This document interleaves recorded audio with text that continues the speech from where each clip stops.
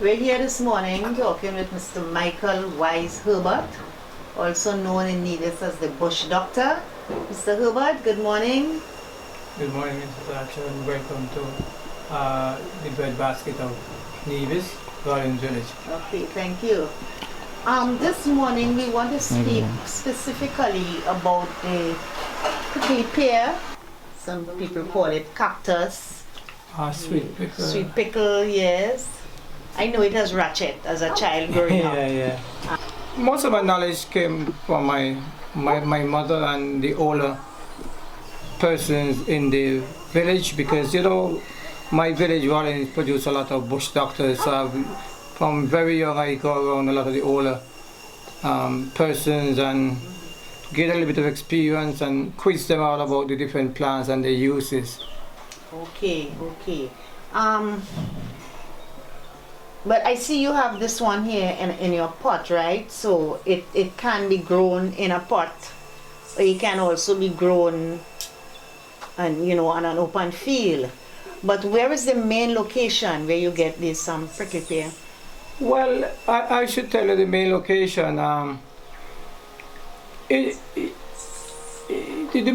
main location is that I go out and I get one and I bring it home. I mean, it can be grown any part of the island, but especially in the low areas, it grows in a very, very cool temperature. Like you mostly find them down by Indian Castle. You find them at Whitehall. You'll also find them like in the Pond Hill area and so on. Okay. And they don't grow in the higher elevation. They don't strive very good in the higher elevation. Mostly on the lower section of NEVIS, and it's also going very extinct. It's getting extinct, and it's a plant that is really very rare. You find them any part around NEVIS, and you mostly find them in the lower areas, especially down by Indian Castle. Okay. I was about to ask you about that because, in olden days you would see a lot of prickly pear. Nearly every home had one in front of their front yard or so, but now you hardly see it. So what do you think, what can be done about its preservation? Well, I am doing my bit. I try to preserve to plant one or two, and if anybody pass by, I give them one, or I can also show them how to plant it, because it's very easy. You just take off one of them, one, and you stick it in some dirt in your pot, and it's just start growing. Right. It just start growing just like that. I don't know whether it's luck or not, but there are some people that can't get it grow, but it do grows. Okay, yes, I know it's very easy, because even in the dry, when it's dry, you can have a piece just there, and when it gets a little rain, you would see it start springing, right? Yeah. Could you tell us a bit about the uses of this prickly pear? Well, the prickly pear itself, the prickly pear have an outer layer which is green, and what you have to do, you have to like cut it down. Okay. You cut it like this. You cut it like in half. You just cut it, and then on the inside is sap. It's a sap. It's a sap. A lot of people in order for a lot of people have pale skin. You can take it on your skin to try to it's worth something like if you're using cream. If you have dry skin, it can help to help your skin as well. Okay. And also you can use it, like blend it and drink it if you have like internal bleeding. Okay. Great. Also you can use it if you if you have a swollen gland, your hand swell up or something, you fall, you can just heat it on your stove, and you just tie it on, and it's helping to go down. And it's also very good for your hair. You have dandruff. Excuse me. You have dandruff. You can wash your hair with it, and it's take the dandruff away. And it's also good for looters. A lot of people come with looters. It's very good for it. Okay. Excuse me. And one of the uses too is that the younger one, the very excuse me, the younger kind, the younger ones, people like you can just chop it up. Yes. Chop it up, and you people saltfish. Yes. And you whether you bake it or you fry it or you boil it in the saltfish, and it's make a nice dish. Yes. Yes. So it's a very useful plant, and it's very good. Okay, so we can use it for medicinal use internal by drinking. Yeah, and also use good it external, and we can also make, use it in the preparation of a dish. Yeah, it's very useful.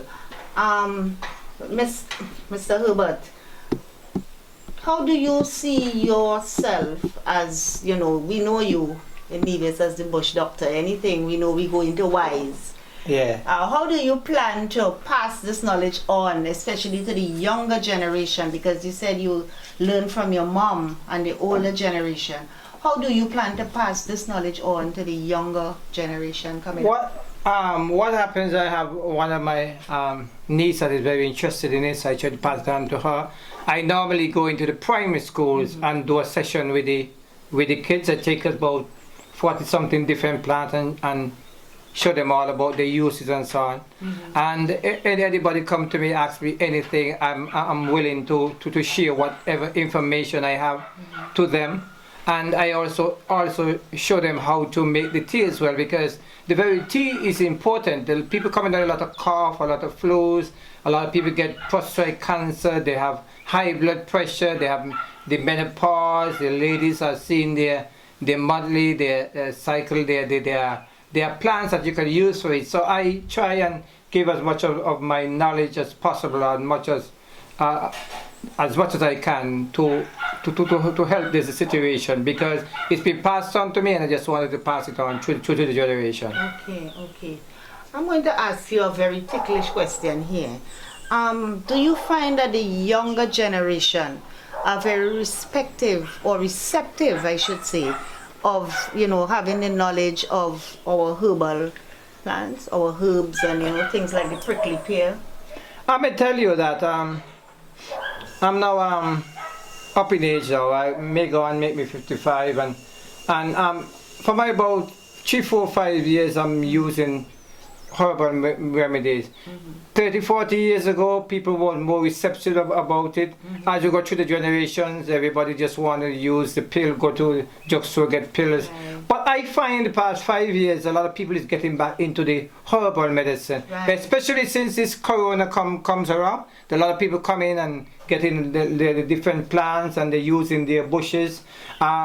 One of the main plants they're using nowadays, I find a lot of people using a lot of soursop, drinking a lot of soursop bush tea, because of it's very good. It can use to cool you down. It's good for high blood pressure. It's good for men that suffer with prostate cancer. It can help to slow it down. It's also very, very good for your children as well, and it's good for various complaints. So the soursop bush is a lot of people been using it. You are using that number, but as I said, that I find that people are